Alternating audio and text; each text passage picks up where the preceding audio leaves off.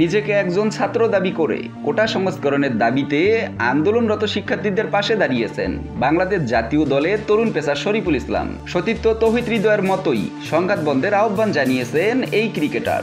এক ফেসবুক পোস্টে শরীফুল লিখেছেন, আসসালামু আলাইকুম, আমি একজন ক্রিকেটার হলেও আমি একজন ছাত্র। আমি চাই না আর কোনো ছাত্রছাত্রীর রক্ত ঝরুক। এর আগে শরীফুলের সতীর্থ তৌহিদ হৃদয় এক ফেসবুক পোস্টে লিখেছেন, সবকিছু থেকে দূরে আছি, তাই অনেক কিছুই দেখা হয়নি। আমার প্রাণের ঢাকা ইউনিভার্সিটি আর রক্তাক্ত না হোক, আর কোনো মায়ের বুক খালি না হোক।